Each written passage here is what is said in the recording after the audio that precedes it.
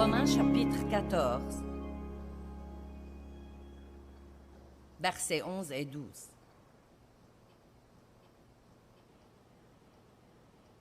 Car il est écrit, « Aussi vrai que je vis, dit le Seigneur, tout genou fléchira devant moi, et toute langue rendra gloire à Dieu, reconnaîtra son honneur et le louera. » Or, tout genou veut dire que même ceux qui ne croient pas maintenant s'agenouilleront un jour. Et ce sera un moment passionnant, n'est-ce pas? Eh bien, du moins, il le sera pour nous. Je ne sais pas à quel point ce sera passionnant pour les gens qui ont passé toute leur vie à ne pas croire. Ou d'ailleurs, même les gens qui disent qu'ils croient, mais qui ont passé leur vie à faire des compromis. Regardons le verset d'après. Ainsi, chacun de nous rendra compte pour lui-même, donnera une réponse en ce qui concerne le jugement à Dieu. Maintenant, regardons ce verset sérieusement pour une minute. Aussi nombreuses que soient nos années ici-bas, nos distractions et aussi grandes qu'elles soient, le jour viendra où chacun de nous comparaîtra devant Dieu et rendra compte de sa vie. Donc, si vous croyez que c'est dur de temps en temps de tenir fermement sa foi et de rester croyant dans le monde où l'on vit aujourd'hui, vous serez content quand ce jour viendra et que vous n'avez aucune raison d'avoir honte. Tous ceux qui croient ne viennent point en jugement, dit la Bible dans Jean chapitre 3, verset 18. Tous ceux qui croient. Je ne crois même pas que les choses pour lesquelles nous rendrons compte à Dieu comme croyants seront nécessairement « irai-je au ciel ou en enfer ?» Je crois que ce sera en grande partie quelque chose comme « qu'avez-vous fait de votre temps? Qu'avez-vous fait de votre argent? Comment avez-vous traité les gens? Et avez-vous porté du bon fruit dans votre vie? » Tout le monde aujourd'hui est occupé. Si je vous disais « êtes-vous occupé ?» la plupart d'entre vous diraient oui. Si je vous disais « êtes-vous trop occupé ?» la plupart d'entre vous diraient oui. Mais vous savez, Dieu ne nous demande jamais d'être occupés. Il nous demande de porter du fruit. J'ai dit que Dieu ne nous demande jamais d'être occupés. Et malheureusement, parfois, que nous devenons tellement occupés, et tout ce que nous faisons, c'est de laisser notre programme surchargé nous frustrer, à tel point que nous finissons par ne pas avoir aucun bon fruit dans nos vies. Donc, je veux que ce message soit un Sélah, c'est-à-dire une pause, et que vous y pensiez calmement. Je veux que ce message soit un moment de Sélah pour nous, dans cette conférence ce week-end, au moment où nous démarrons. Un jour, tout genou fléchira, toute langue rendra gloire, et tout homme comparaîtra devant Dieu et rendra compte, non pas de quelqu'un d'autre, mais de lui-même devant Dieu. Et je veux m'assurer que vous qui me regardez à la télé, quel que soit le pays où vous vivez, quelle que soit la langue que vous parlez, si vous écoutez ce message maintenant, et surtout si vous êtes quelqu'un qui ne s'est pas encore engagé à recevoir Jésus-Christ comme votre sauveur, à aimer Dieu de tout votre cœur, je veux que vous sachiez maintenant que le temps viendra où vous comparaîtrez devant Dieu pour rendre compte de votre vie. Et bien que ce soit une pensée qui fait réfléchir, et peut-être à laquelle nous aimerions mieux ne pas penser, c'est une chose à laquelle nous devons penser, car ce jour-là viendra. Et si je ne partage pas ça avec vous, je manquerai à mon devoir devant Dieu. Et quand je comparaîtrai devant lui pour rendre compte, il me dira peut-être, eh bien, pourquoi tu n'as pas donné plus d'enseignements solides pour t'assurer que les gens ont vraiment compris que le jour viendra où ils rendront compte de leur vie devant moi. Donc, je crois que c'est quelque chose dont nous devons être entièrement conscients. Quelqu'un peut sourire et dire Amen? Amen. Maintenant, en fait, je veux vous parler ce soir d'éviter les pièges. Et dans Matthieu chapitre 24, le chapitre qui parle des signes des derniers temps, et combien d'entre vous croient que nous vivons dans les derniers temps? Eh bien, il est intéressant de noter que toutes les générations ont cru ça, y compris la génération de Paul. Mais si Paul croyait qu'il vivait dans les derniers jours, je crois vraiment que nous vivons dans la toute dernière partie des derniers jours. Donc, quel que soit le jour de son retour, nous sommes beaucoup plus proches que Paul ne l'était. Et Paul demandait aux gens de vivre prudemment, de vivre avec pondération et sérieusement, et non pas comme une bande d'évaporés qui croient que demain ne viendra jamais parce que demain viendra. Et il leur demandait de faire attention à leur comportement et d'être des lumières dans un monde obscur. Et je ne crois pas que nous nous rendions compte parfois comme croyants au Christ. La Bible dit « Christ en vous, l'espérance de la gloire ». Eh bien, vous savez que comme croyants, vous êtes l'espérance de la gloire de Dieu? Allez, comprenez ça. J'ai dit que vous êtes l'espérance de Dieu pour avoir la gloire. Nous, les croyants à Jésus-Christ dans le monde entier, nous sommes les flambeaux. Nous sommes censés l'être dans un endroit obscur. Nous sommes le sel de la terre. Les croyants représentant Dieu sont ceux qui donnent la saveur à la vie. Sans Dieu, il n'y a pas de saveur. Tout est fade et morne et ennuyeux. Et c'est une pensée qui fait réfléchir comme quoi, non seulement le Christ en moi est l'espérance de ma gloire, mais il est encore l'espérance de la gloire qu'il mérite lui-même. Un autre genre de pensée qui fait réfléchir. Donc Jésus a dit, il a donné les signes des derniers jours. Et une des choses qu'il a dites était que la tromperie allait être grande dans les derniers jours. Il a dit, prenez garde que personne ne vous égare. Il nous a donné une responsabilité. Eh bien ça alors, j'espère ne jamais être trompé. J'aimerais ne jamais être trompé. Non, nous ne devons pas avoir ce genre d'attitude passive. Une attitude passive est une porte ouverte à Satan pour entrer et détruire nos vies. Nous devons être actifs. Nous devons être agressifs. Nous devons rester informés. Et la tromperie est une chose horrible, horrible, horrible, et il y en a tellement. La tromperie veut dire que nous croyons un mensonge. D'une façon ou d'une autre, Satan nous a convaincus de quelque chose qui n'est pas vrai, mais si nous le croyons, cela devient vrai pour nous. Et je me permets de dire, et s'il vous plaît, ne vous offensez pas quand je dis ça, mais il est possible que presque tout le monde dans ce bâtiment, je dis toujours presque tout le monde, car si quelqu'un veut s'en offenser, il peut penser qu'il est celui dont je ne parle pas. Donc je me permets de dire que presque tout le monde dans le bâtiment est probablement trompé sur un certain plan de sa vie en ce moment, y compris moi. C'est quelque chose que vous pouvez croire qu'il est vrai. Donc pour vous, c'est devenu votre réalité, bien que ce ne soit pas du tout vrai. Vous pensez peut-être que vous avez fait quelque chose d'impardonnable, mais ce n'est pas vrai. Cependant, si vous le croyez, vous ne recevrez jamais le pardon qui vous a déjà été donné, car nous recevons tout par la foi. Donc si Satan peut nous faire croire le mensonge, nous recevrons constamment de lui plutôt que de recevoir de Dieu, et nous nous y perdrons et nous ne saurons même pas ce qui ne va pas chez nous. Si vous croyez que vous n'êtes pas aimé, si vous vous attendez à être rejeté, c'est ce qui va vous arriver. Vous avez ouvert la porte à l'ennemi, et il entrera et détruira vos vies. La seule solution de la tromperie est, devinez quoi, la vérité. Je ne suis pas sûre que nous comprenons à quel point ce livre est précieux. J'aime porter ce livre devant le monde entier. Et j'aime penser aux millions de gens, peut-être en ce moment, qui regardent ce merveilleux livre. Des gens en Afrique, des gens en Inde, des gens en Asie, des gens en Europe, des gens dans le monde entier, les gens dans la région inexploitée de la jungle amazonienne, des gens dans les cabanes. Et je veux juste vous dire, ce livre est l'espérance pour le monde entier, la parole de Dieu. Jésus a dit, si vous demeurez dans ma parole, vous connaîtrez la vérité, et la vérité vous affranchira. Alléluia! Quelle chose géniale! C'était un des premiers versets que Dieu m'a fait comprendre en 1976 quand je suis devenue une chrétienne sérieuse. Je dis toujours quand je suis devenue une chrétienne sérieuse, car j'étais chrétienne longtemps avant de devenir une chrétienne sérieuse. Et je crois que je savais assez sur Jésus-Christ.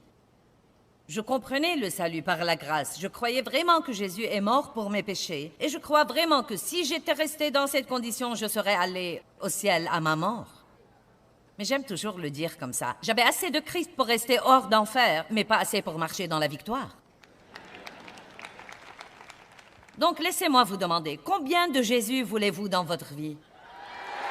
Voulez-vous assez pour l'échapper belle tous les jours et avec bon espoir vous faufiler au ciel par la porte de derrière? Ou voulez-vous vraiment être une lumière dans un monde obscur? Voulez-vous vraiment être utilisé? Voulez-vous porter du fruit? Voulez-vous être quelqu'un dont Dieu peut être fier? Vous savez ce que cela veut dire? Il y a deux chemins que nous pouvons prendre comme croyants, le chemin étroit et le chemin spacieux. Le chemin étroit mène à la vie. Le chemin spacieux mène toujours à la perdition. Or, c'est plus facile de rester sur le chemin spacieux, évidemment. Il y a là beaucoup d'espace pour vous et pour tous vos bagages charnels et tout, vous savez. Prenez le chemin étroit et il y a quelques trucs qui doivent s'en aller parce qu'il n'y a pas de la place pour cela. C'est si important, je crois vraiment que c'est si important que nous commencions à examiner sérieusement la façon dont nous vivons.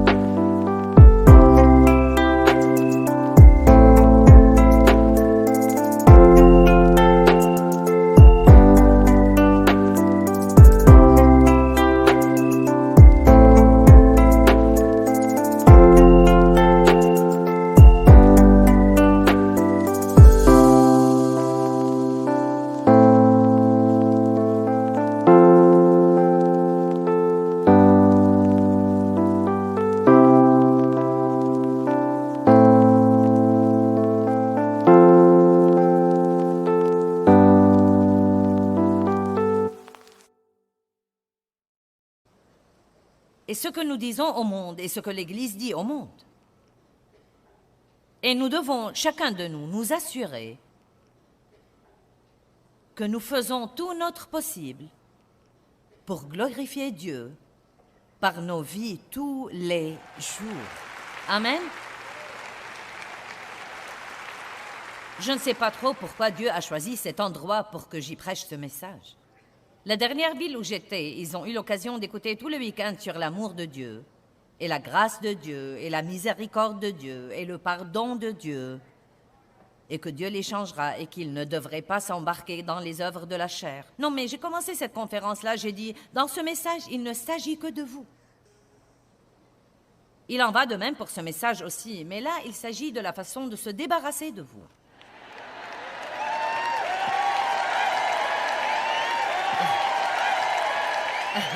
Ce week-end, nous allons dire adieu à vous.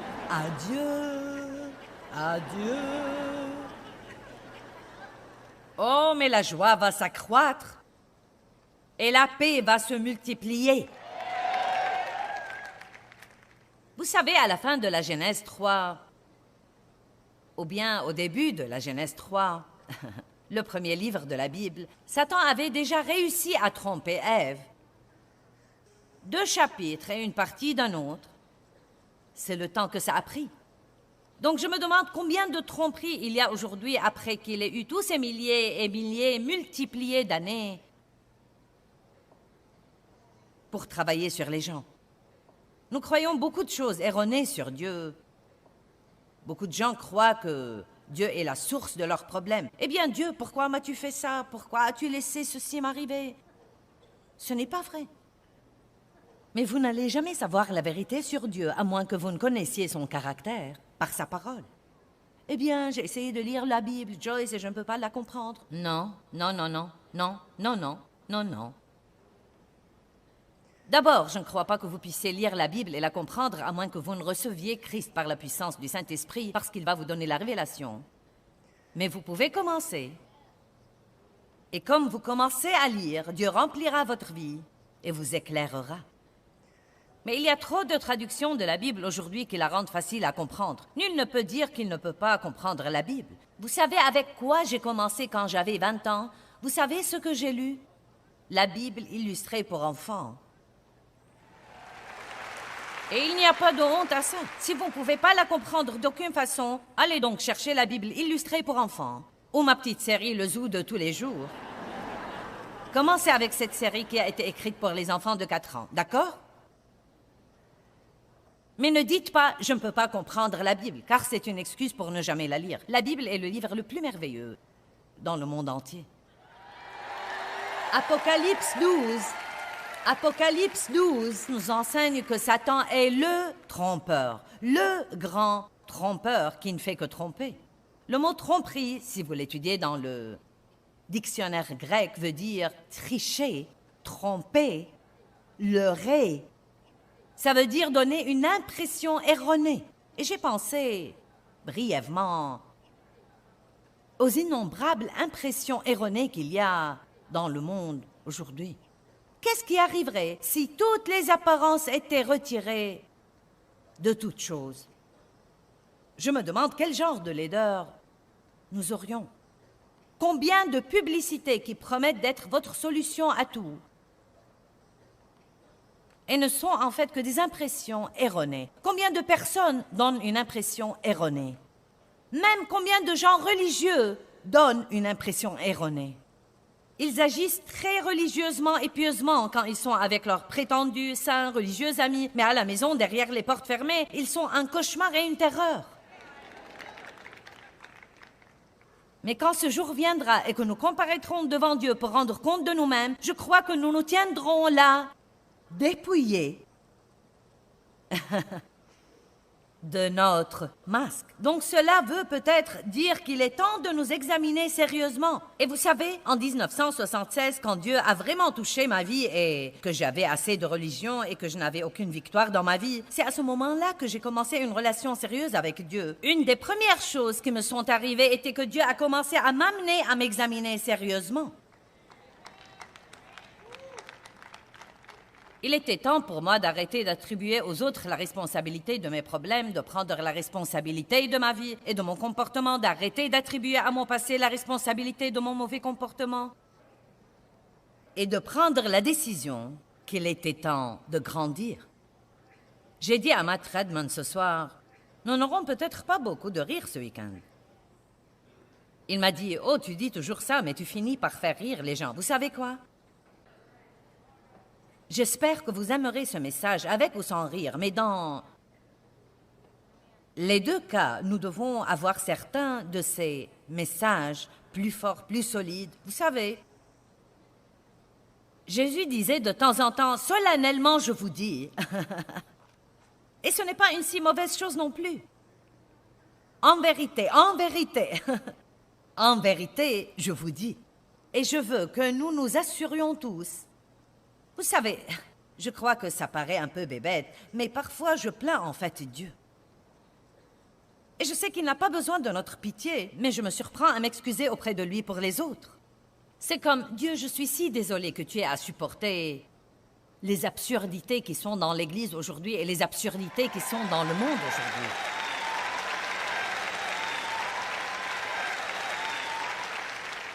Et vous savez quoi? Le monde est un gâchis. C'est un gâchis et j'essaye de prêcher ce week-end sur la façon d'être pieux dans un monde impie. Nous devons bien nous garder d'être trompés et d'être dupés par tout le compromis qui est là. Nous ne devons pas continuer à transiger. Nous devons savoir ce que nous croyons et être préparés à tenir fermement à ce que nous croyons et pour ce que nous croyons, même si cela veut dire que nous devons souffrir pour cela parfois. Et la souffrance n'est pas un mot très populaire dans l'Église des temps modernes. Non, mais vous risquez d'être lapidé si vous prêchez la souffrance. Mais Jésus a dit, il vaut mieux souffrir pour la justice que souffrir pour le péché. Amen.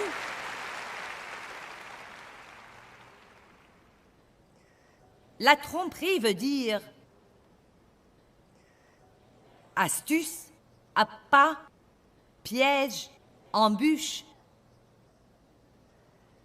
errer du droit chemin. Écoutez maintenant cette définition. Elle vient du dictionnaire grec de la vigne.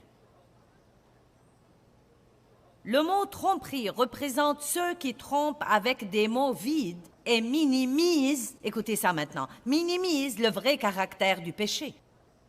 C'est là où nous en sommes aujourd'hui. Vous voyez, le péché, nous n'appelons pas le péché péché désormais. Il est maintenant notre dépendance, notre esclavage, notre problème, notre complexe, la chose contre laquelle nous luttons, ou la chose la plus ridicule qu'il est maintenant devenu, c'est notre droit.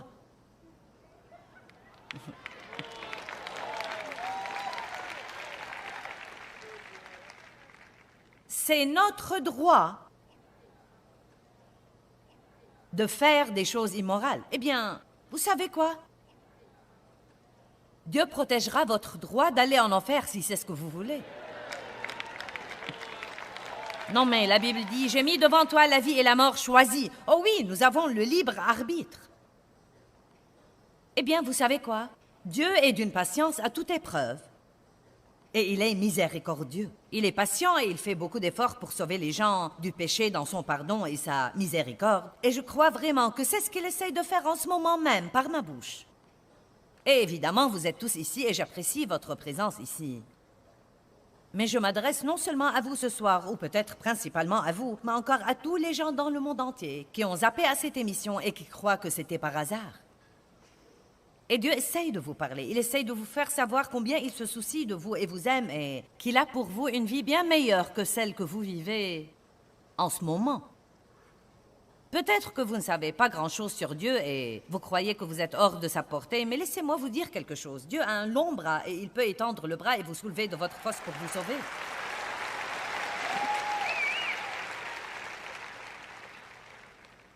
Mais le mot « se repentir » veut tout d'abord dire que nous devons regretter nos péchés, non pas nos oups, nos complexes, nos dépendances, nos esclavages, les choses contre lesquelles nous luttons, mais nous devons regretter nos péchés.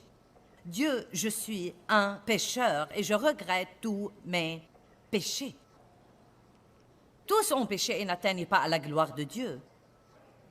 Mais tous peuvent être justifiés et rendus justes devant Dieu par le sang de Christ. Les promesses de Dieu sont pour tous.